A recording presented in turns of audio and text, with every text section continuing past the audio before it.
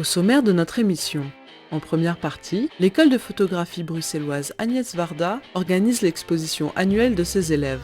En seconde partie, quelques moments du 25 novembre dernier, Journée de la femme à Schaerbeek. Il y a des expositions où l'on peut découvrir non pas un seul talent, mais bien plusieurs. C'est le cas de l'exposition collective Untitled, organisée par l'école de photographie et des techniques visuelles Agnès Varda. Cette exposition rassemble le travail d'une vingtaine de photographes fraîchement diplômés de cette école. Cette exposition est le point de finale d'études qui demandent énormément de rigueur, énormément d'investissement, et exposée pour un photographe est sa fonction première. Cette école est située en plein centre-ville.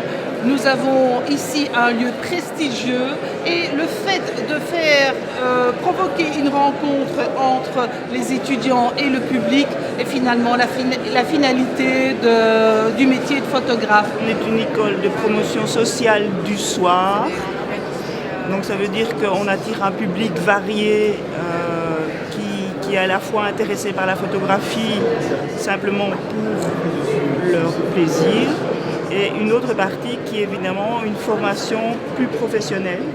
Je dirais qu'on peut espérer 10% d'étudiants qui sont professionnels en photographie et 90% qui sont passionnés de photographie, qui vont continuer la photographie. Le plaisir, c'est de transmettre aussi une technique, une approche, une vision, et de voir les étudiants s'épanouir dans leur photographie surtout. Et pas dans notre vision de la photographie, mais dans la leur.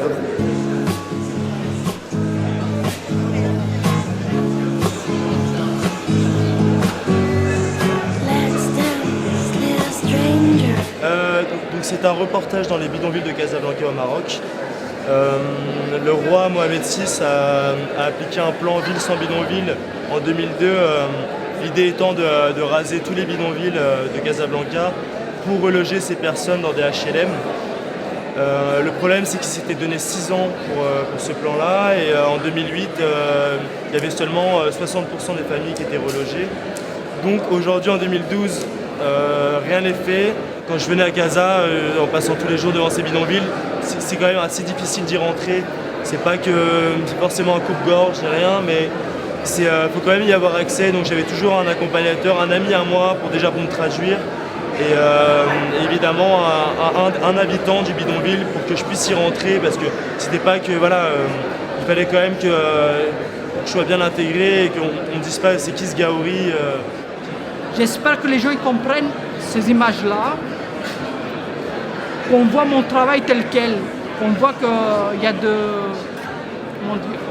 la science-fiction, de la fantaisie, et en même temps une culture qui génère ça. La culture sicilienne qui fait qu'on pense qu'au-delà de notre vie, il y a autre chose.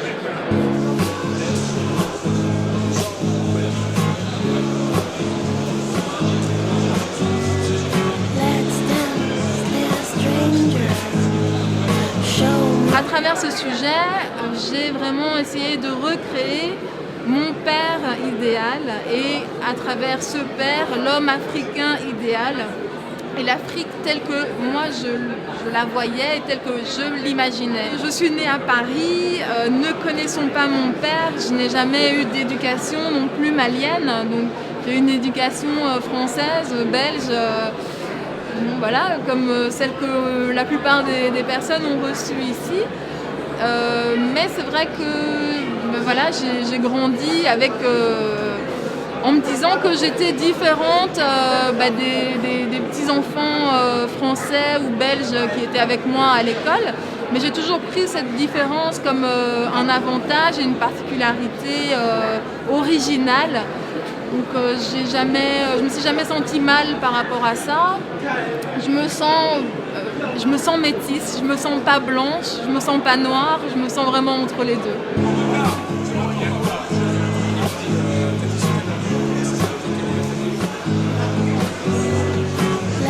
Voilà, moi je présente un travail de mode, une collection créée par Florine Velg, Et donc on a essayé de recréer en fait l'esprit de la collection avec des concepts de densité, de transparence. Voilà, les frontières entre l'intérieur et l'extérieur du lieu de shooting aussi. Ce ne sont pas des photos de mode et ça ne veut pas être des photos de mode.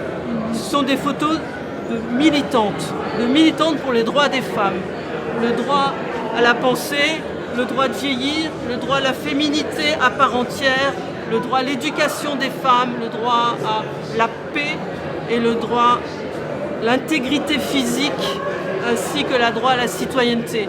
C'est pas parce que tu mesures pas 1m80 et tu pèses 60 kg que tu es pas belle, que tu peux pas être femme. Et ça aussi, c'est un diktat à battre.